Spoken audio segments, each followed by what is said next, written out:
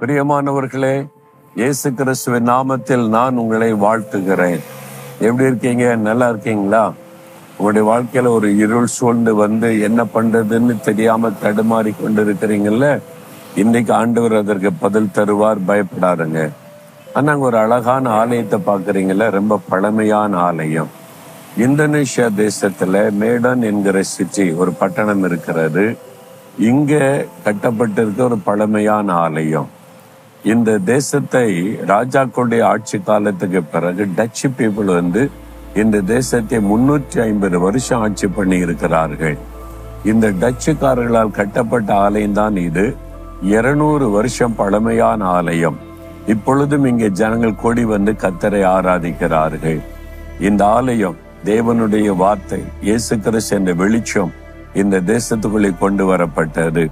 அந்த நாட்களிலேயே அது நிமித்தமாக இன்றைக்கு பாருங்க, இந்த தேசத்துல ஒரு எழுப்புதல் உண்டாகி லட்சக்கணக்கான மக்கள் இயேசுவை விசுவாசித்து ஆண்டவரை தொழுது கொள்ளக்கூடிய மக்கள் இந்த தேசத்தில் இருக்கிறாங்க. அரசாங்க கணக்கெடுப்பின்படியே 11% கிறிஸ்தவர்கள் இந்த தேசத்தில் இருக்கிறார்கள் என்று சொல்லப்படுகிறது. உலகத்திலேயே 4வது அதிக ஜனத்தொகை உள்ள ஒரு தேசம் இந்தோனேஷியா தேசம். 17,000 தீவு கூட்டங்கள் அமைந்த ஒரு தேசம்தான் இது. இந்த தேசத்துல கிறிஸ்தவர்கள் இந்த அளவிற்கு பெருகி இருக்க காரணம், இன்றைக்கே ஒரு நாள் இயேசு கிறிஸ்து என்ற வெளிச்சத்தை இந்த தேசத்திற்குள்ள சில தேவ பிள்ளைகள் கொண்டு வந்திருக்கிறார்கள். இந்த இடத்துல கூடி ஆராதித்திருக்கிறார்கள். அதற்காக ஆண்டவருக்கு ஸ்தோத்திரம். ஆனால் இந்த சபை மக்கள் சொல்லுகிறாங்க, கிட்டத்தட்ட 25% அதிகமாய் கிறிஸ்தவர்கள் இந்த தேசத்தில் இருப்பதாய் சொல்லுகிறார்கள். உண்மைதான், அதற்கான அறிகுறிகள் தோன்றுகிறது. ஆண்டவருக்கு நன்றி செலுத்துகிறேன். சரி, இந்த நாள்ல ஆண்டவர் என்ன பேச விரும்புகிறார், என்ன வார்த்தை வைத்திருக்கிறார்? 18ஆம் சங்கீதம் 28வது வசனம். ஆண்டவர் உங்களோடு பேசுகிறார்.